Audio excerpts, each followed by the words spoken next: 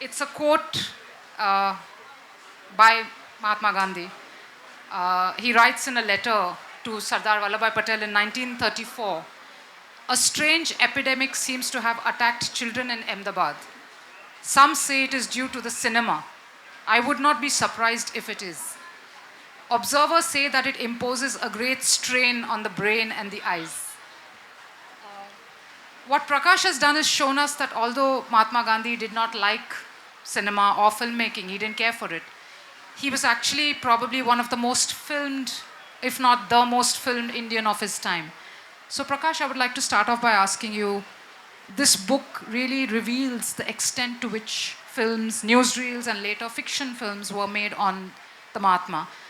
Tell us about what you found during your research and what led you to this project. Thank you, Nandini. If somebody think of these two things together, Gandhi and cinema, people would say how and why. Because and that quote is a reflection of Gandhi's attitude towards cinema. He didn't like cinema as a medium, but as I mentioned in my book, he turned out to be one of the most filmed men in the world, and that includes the kind of footage which is there on Gandhi, right from the newsreel era till now, is really extensive. It's phenomenal footage one can have as a leader, as a human being, and the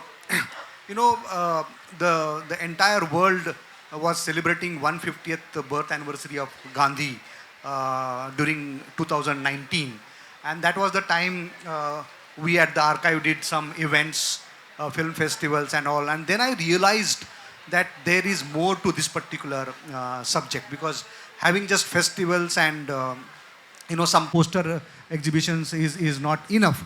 And then I started researching more. Fortunately, since I was at the archive, I had access to the footage, to the films which have been made on Gandhi, and I realized that's what the entire book turned out to be. The extensive, the amount of footage which is there on Gandhi, not only in India, but he has been filmed quite a lot by the European and American film studios. So that is what I have tried to document. So this is a story about. It's an unusual story. It's a paradox because, as I said, Gandhi didn't like cinema, but cinema kind of he being ended up as a one of the most filmed men in the world. So this is a very fascinating kind of documentation, I believe. Yeah. So what Prakash has done is essentially a kind of, partly it's a catalog, a very extensive catalog of all the major films made on Gandhi, about the filmmakers who made them, the circumstances in which they were made. So it's very interesting reading. You mentioned that Gandhi's return to India from South Africa, his political career also sort of coincided with the birth and the evolution of Indian cinema. So could you tell us about how those two tracks came to coincide? So that's the another interesting kind of factor. The freedom movement of India, which was obviously led by Gandhi, and the evolution of cinema is really runs parallel to each other. So he comes back to India, from Africa in January 1915, and the first feature film, first major full-length feature film is made in 1913. So that is the kind of parallel which runs through. And as cinema evolved in India, so right from the silent era and when cinema, the talkie technology came into cinema, so there is a increased depiction of Gandhi in Indian cinema. And when I say Gandhi, it is he actually in person, as well as the kind of values and principles he propagated. So those were also there were stories which were weaved around these values and principles. So these really run parallel to each other. So if you another interesting anecdote is that the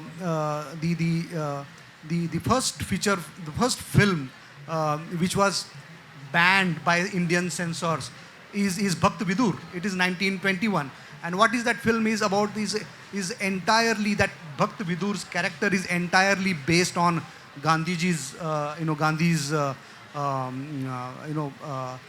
entire persona. So the Vidur, the character as a Vidur, he wears khadi and he is, he's always speaks truth. So all those values which are there in common. So that is a kind of a metaphor which is used and censor saw through it. In fact, the censorship as a system had started in 1920. So this is a early 1921 film. So this was the first film to be banned in India by the British censors because it kind of indirectly depicted Gandhi in a lead role, and people realized it. People saw through it that they are seeing not only Vidur but also Gandhi's persona through that character. So this is a kind of a development which happens, and then came social films, that social era, where the kind of values Gandhiji propagated in terms of untouchability, then variety of social ills and women's empowerment, all these found as stories in Indian cinema. So that is a very fantastic kind of very interesting development. And as I said, as the technology changed, from silent era to talkie, that also has a kind of an interesting connection with Gandhi, because March 1931 is the first Indian talkie was released, that is Alam Ara. And just few days after, a crew from America, that is a Fox movie tone, they travel entire breadth of rural heartland in India, and they goes to a village in Gujarat and convinces him to have an interview. That is a talkie interview, and that is a first talkie interview of Gandhi just few days after the technology comes in Indian cinema. So that's the kind of, I would say, hold Gandhi had over the cinema industry, that for a foreign film studio was compelled to come to India, and next day, after this interview was done, and it was obviously kind of shown everywhere in the world, because Fox Movie Dome at that time was the world's the largest media news agency company. And the next day, New York Times reported it as a major victory of cinema industry, because a person like Gandhi, who has a saint-like persona, agreed to kind of sit for an interview. So that's the kind of rich connection between Gandhi and cinema has. Yeah. So that's fascinating. You watch so many films on Gandhi, the newsreels and the foreign newsreels, the Indian newsreels. How does his personality, his body language, given the fact that he didn't seem to care for posing for the camera at all, unlike certain leaders today, how did he come across to you when you were watching him? What were the impressions you had of Gandhi's sort of screen persona, if I may call it that? So there is no screen persona. So there is an actual Gandhi, and he is Gandhi. He is not being anybody else. Even though, unlike in today's age where you are posing for the camera, so that is not there. In all the newsreels which I have seen, I found not a single time he is looking into the lens. He is doing what he was doing. And in fact, as I said, he was not fond of cinema, but he allowed cameramen to shoot him on two conditions. One is not to disturb about what he was doing, and second is not to use the flash bulb, because that was the technology, the prevalent technology of using flash bulb. So the light of which he didn't like. So on these conditions, he allowed cameramen to come and shoot him from a distance. But he was doing whatever he was doing. So there is no screen persona as such. But you must keep it in mind, one thing is that as a person, Gandhi was not really, in the traditional sense, photogenic or screen material per se. he was an old man, bald man, he had no teeth. Despite that, camera was kind of constantly focusing him. And I'm not only talking about Indian studios. There are several instances where Western films, both British and as well as American crew came in India specifically to shoot what Gandhi was doing. So the book is dedicated to two people, Motilal Kothari, who was Indian, who later, I think, moved to the UK, or worked in the UK at any rate, and he was the one who sort of initiated the biopic Gandhi that Richard Attenborough later directed. And A. Chettiar, who made one of the earliest films on Gandhi, which is not known about, which I think is something that many of us don't know about. So could you tell us a little bit about why you dedicated the book to these gentlemen? These are two very fascinating characters which I found, and I'm really, one should thank both of these two gentlemen for the work they have done.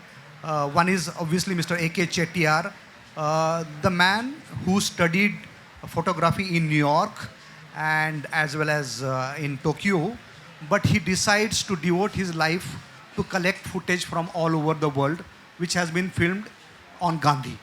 And he tours the length and breadth of archives across the world, and he collects the material which is filmed on Gandhi. And that turned out to be almost like 50,000 feet of, in terms of the technology, technical terms, 50,000 feet length of the footage which he found. Unfortunately, not all that has survived, but there are, excerpts and abridged versions of that particular documentary which A.K. Chettiar made. So that is fantastic, I would say, service to the humanity, because of many of the things which we see Gandhi in action today is thanks to him. He has collected that material and he has preserved that material, and that's why we are able to see Gandhi on screen. And second is Mr. Motilal Kothari. If you see Attenborough's Gandhi, the film is dedicated to three people. One is Pandit Nehru, second is Lord Mountbatten, and third is Motilal Kothari. Now here is a man who has no connection with the film industry. He has no experience of filmmaking, yet he thinks that obviously he was a Gandhian. He had met Gandhi twice or thrice, and he was working in Indian High Commission in London, and that was the time Gandhi was assassinated. So then he thought that Gandhi's story need to be told in a big way, in a big manner, on a large screen. And that is when he approached Attenborough. And Attenborough at that time was only an actor, not a director. So despite that, he went and approached Attenborough. In fact, Louis Fisher, one of the well-known, one of the most authoritative biographer of Gandhi, he gave the copy of his biography on a 1 rupee lump sum, as a royalty to Mr. Kothari to have this film. And that is a kind of story. This is in 1962-63, I'm talking about. The film actually came in 1982. So almost 20 years passed for his dream to come true. Unfortunately, he had passed away by the time the film was released. But hats off to him. He left his job in the Indian High Commission and he devoted his entire life to making this particular biopic, due to which Gandhi is literally now known world over to the new audience, to the newer audience. So that, I believe, is Mr. Kothari is a monumental efforts, and hats off to him. That's why I thought it fit to dedicate my book to these two gentlemen. Among the many filmmakers who wanted to make a biopic on Gandhi, as you've written about, there's a whole chapter on incomplete, unfinished films on Gandhi, which is also fascinating, because it answers the question as to why we didn't have a biopic on Gandhi before Attenborough's film. Tell us about the David Lean project. That is quite fascinating, that David Lean wanted to make a film on Gandhi. Not only David Lean, there are so many filmmakers, well-known filmmakers from Hollywood. They wanted to make a film. In fact, there was a talk of making a biopic on Gandhi when he was alive, and Gandhi didn't permit that. So just after the assassination, obviously there was he was a global kind of a leader. So there was interest in Hollywood studios to make a biopic on him. And so, there was a pattern kind of emerged. So whosoever was MGM or any other, major Hollywood studio, they would approach Indian government. Mr. Pandit Nehru was the Prime Minister. They would approach Navjivan, the trustee of his literary work, and Devdas Gandhi, his son, and they would get permission. The work would start, the script writing would start, and somehow or other, the project would not go ahead. So there are literally 6 to 7 major attempts which happened before Attenborough's Gandhi came, including David Lean's. And in fact, when he was working on, and he was seriously thinking on making a film on on Gandhi, Mr. David Lean, then he felt that he possibly couldn't make a justice on, so he went on and he moved away. He moved on to make Lawrence of Arabia. Right. Were Indians also trying to make films on Gandhi, biopics? Oh yes, including Mr. V. Shantaram. So, he, obviously Mr. Kotari had also approached Mr. V. Shantaram, and again he sought permission from the Indian government, and so the whole process got repeated, but the project couldn't get through. But, surprisingly, before these biopics could be made, the film came, the earliest was on his assassination. And that was, how it turned out to be, because, in 1962, that, 9 Hours to Rama, which is a film, so that came first, not a biopic. So that's another kind of an irony there. Yeah. So 9 Hours to Rama, of course, is a controversial film for many reasons. It was banned in India. It's got Hollywood actors with brown makeup, and it's a problematic film. But Attenborough's Gandhi starts with Gandhi's assassination by Nathuram Godse. You've unearthed another film at 5 to 5. Is that, I'm getting the... At 5 past 5. At 5 past 5, which is an experimental film made by Indian filmmakers about this assassination. So could you please tell us about that? So, this was a really brave, I would say, attempt made in 1969, that is birth centenary year of Gandhi. As we said, you said, that 9 Hours to Rama was told in a point of view of the other point of view, the assassin's point of view. And literally Gandhi comes on screen for only 10 minutes. And, so there is no literally balancing of the, story as such. And as you said, all the actors were white actors. They painted their face in brown and spoke dialogue, in a very inconvenient way. So, but mind you, all the technicians were Oscar award-winning technicians on the film. So technically, it is a very superior effort. But so and that's what it was felt that you need to present, because Gandhi's assassination is a very dramatic event. I would say I'm talking purely from the cinema point of view. Here is a man who is an apostle of peace, and he falls to the bullets, and when he is going for a prayer meet. So I feel that there is a inherent drama in that entire event. So that's what even the newsreels have covered, that his after effects of the assassination, his Antiyatra, the ashes immersion ceremony which happened all over India.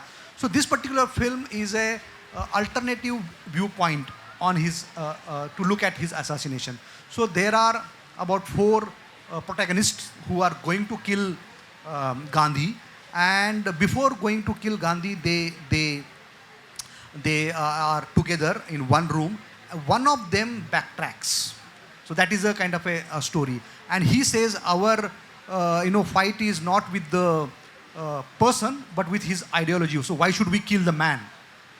So in order to convince that dissenting man, they hold a moot court, a mock court, and so it's a very interesting. It's a mock courtroom drama, and one of them sits as a judge, and as a motive there is a history who is there, and the dissenting man, he's Mr. Jul Velani, a very well-known filmmaker and documentary filmmaker.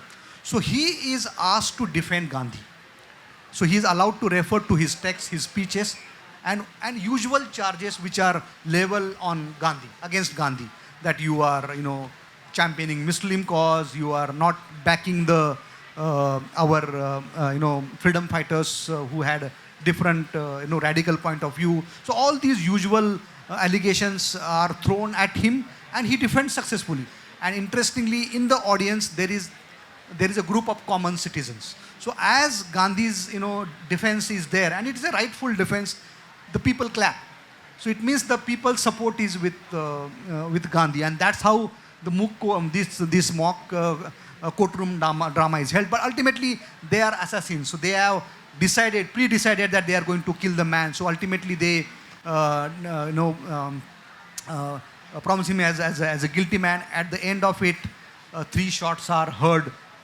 Gunshots are heard, and but a very, I would say, powerful defense of Gandhian thought in that particular film. Unfortunately, only one single copy survives of that particular film, which is there in the archive, and I discovered during my research, because that film somehow was not liked by the then Gandhians. So they said that no, there is a kind of a bias towards the assassination, and you are glorifying the assassination. But to me personally, I thought that is a really strong defense of and it was an experimental film of 1 hour duration, made in English, and so there was not a wide commercial release of that film. So not many have seen that particular film, but one copy exists, and I'm glad that such a documentation is there in the archive. Yeah. This contentious question of Gandhi versus Godse, which there was actually a film that came out on it. To place a man like Gandhi on the same level as a man like Godse, who assassinated him for his out of fanaticism, that itself is a problematic exercise. We have a lot of recent films which have basically been questioning the worship of Gandhi, if you might call it that. Some of them are well thought out, some of them are just outright attacks, some of them have propaganda value, and so on. What do you make of the new strain of films about Gandhi? They either feature him directly, or they question his thought, or they're just, for instance, that film on Savarkar, starring Randeep Hooda. Gandhi is shown as almost completely like a villain in that, like a scheming man. So what do you make of this new strain of, say, in the last 10, 15 years, of relocating Gandhi to address our present? So that is a very fascinating idea in the minds of filmmakers, to reimagine Gandhi in the present times. I would look at that way. So Attenborough's Gandhi comes in 1982. So this is a full-length biopic on Gandhi. So later on, people feel that there is no need to tell the entire story once again in full-length picture, the entire life story. So what they did is that to pick up stories from Gandhi's life and focus on that. So his personal relationships and all those things. So like, Gandhi, my son, and all those things, where they are focusing on what particular aspect of Gandhi's life, and again, all of a sudden then Gandhi, was a human being with all his strengths and frailties. So obviously there were some alternative viewpoints which people thought to focus on it. So like Janu Barua's film, Maine Gandhi Ko Kyun Nahi Maan. So that's the alternative point of view. So and when Gandhi's biopic got done, people felt that there are other characters or the other contemporary leaders whose story also need to be told. And now what happened, like say example Sardar Patel or Bhagat Singh, or for example Ambedkar, in fact, Mammootty played a very powerful role of Dr. Ambedkar. But in that film, Gandhi comes as a very meek kind of a character, and that's the that's the, you can say, the creative liberty the director takes. But in my view, it's a kind of an unfair kind of a portrayal, because you can't make your line bigger by making the other line smaller. So that's the kind of analogy I would use. So to make your hero larger than life, you can't show Gandhi in poor light. So that's what has apparently been done in many of these films. One on Bhagat Singh, there are several catchy dialogues which are on which Bhagat Singh tells, and there is a very feeble kind of a response from Gandhi's character. So these are very deliberate attempt to play to the gallery, basically, to kind of exploit the sentiments. And as you said, obviously, as I said earlier also, assassination is a very important kind of a dramatic moment, which has always attracted filmmakers. So the Godse character also comes into play. And so there are films. In fact, when I was finishing my book, this Rajkumar Santoshi's film was just announced. So my as a writer, or whatever I have studied Gandhi, my thoughts are that Gandhi would have been amused by what is happening towards his portrayal of character, because he had an open mind, and so that's what I feel, that he would have been amused and laughed it away that such an attempts have been made. We don't know how Gandhiji would have reacted if there was a biopic on Godse, and hopefully there won't be one. Did the focus on Gandhi by Indian and foreign documentary filmmakers, newsreel makers, did that also mean that other leaders were not focused on enough? In your research, did you find, for instance, were other leaders neglected because the focus was so much on Gandhi to the point of making him a kind of proto-celebrity, if I may call it that? I would look at it a different way, because Gandhi was just not a political leader. He had, right from the time he came back to India, he had acquired an image of a saint. And that has more, to play, in public perception. And that has been really amplified by the camera. Because, he is half clad, he behaves like, he holds prayer meets and all those things. So like that, he's not a typical, political leader. So that's why there is a focus, number one. Number two, all said and done, even though I said he had not a screen heavy presence, or his face was not really glamorous, but there was something in his personality which was really fascinating, which was got attracted by the cameras. And in fact, what I observed is that all his contemporary leaders, they are in and around Gandhi, not the focus. I am talking particularly of the newsreels, and because that time newsreel was something, there would be many people in the audience he must have seen newsreels which used to be screened before actually the feature film got screened. So and the kind of coverage it had got worldwide, because there were several film companies who has to share these newsreels across the world. So these all other leaders, including Mr. Patel, Mr. Nehru, they are all as a characters surrounding Gandhi, not the focus on them. In fact, to my surprise, I discovered that there is not a single footage till now I discovered on Baba Saheb Ambedkar. There's only one footage where he is addressing a gathering in Mumbai. Other than that, there is not I'm talking about moving images. So there is not a single footage on Ambedkar, contemporary of Gandhi, but not there at all.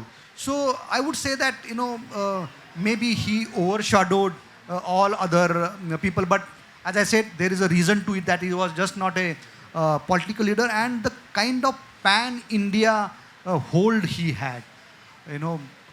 I was watching one particular reel in which there are in fact two reels. One is he travels South India, particularly the interiors of Tamil Nadu, This is in 1946, and in fact, in that particular tour, he had visited, the Madurai Meenakshi temple also.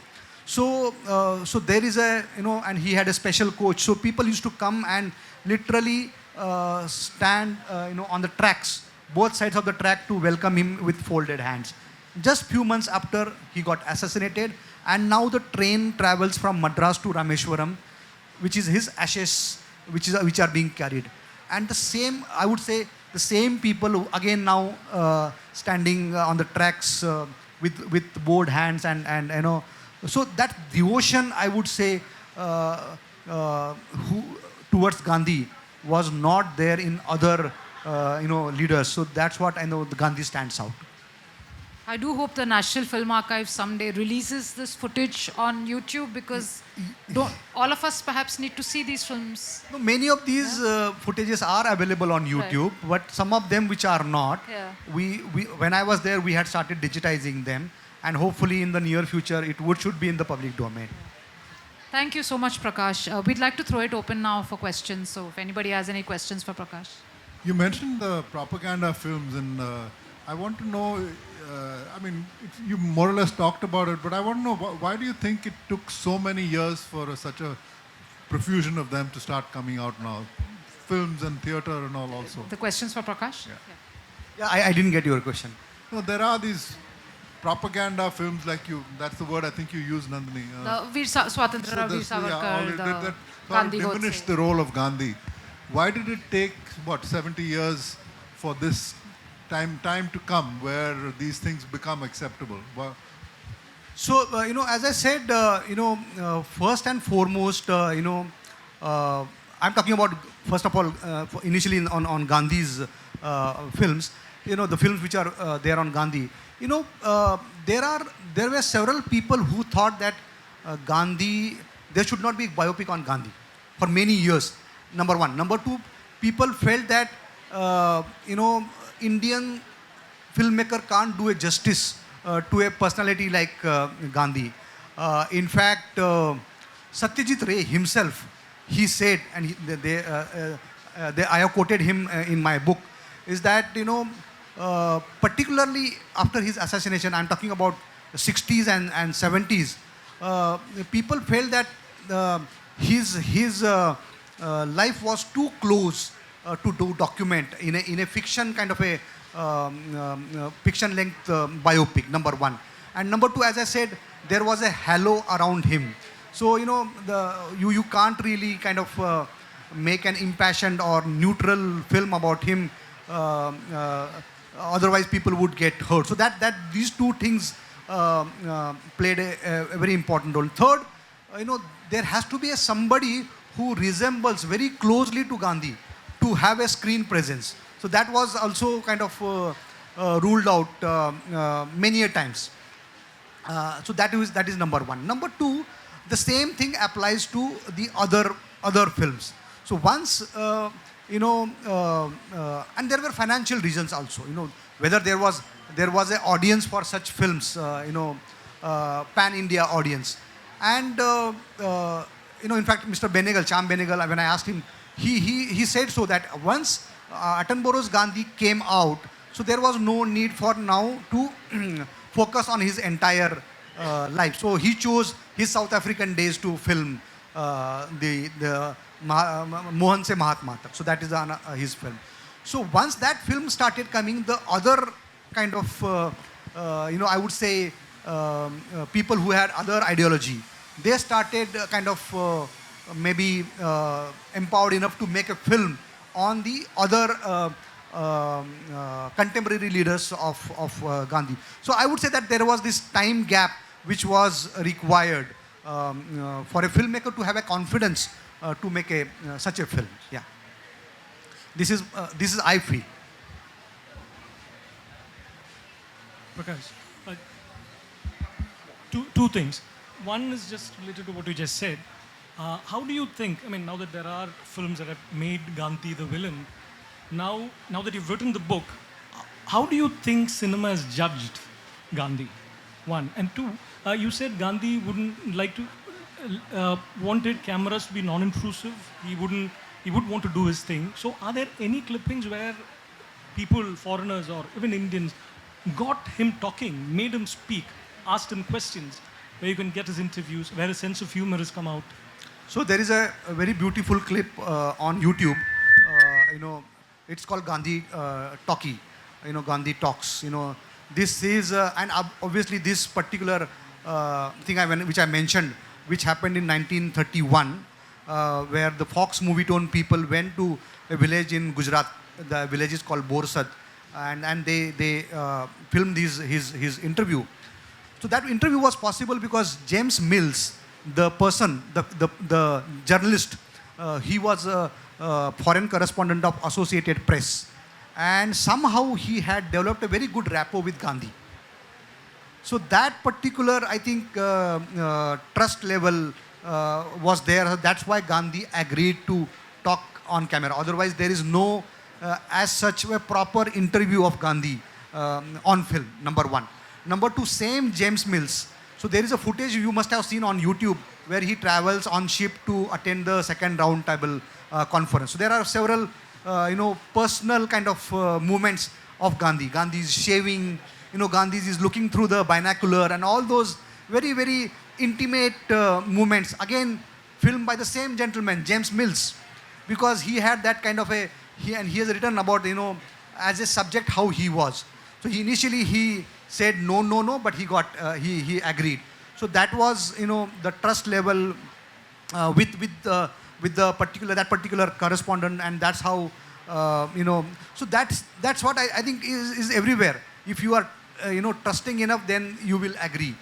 But mind you, that particular interview is such a fascinating interview. It's about 8-minute clip. And he speaks with very, very low voice because the camera is, the microphone is somewhere is on the ground. He, not a single time he is looking at the camera. He is sitting down.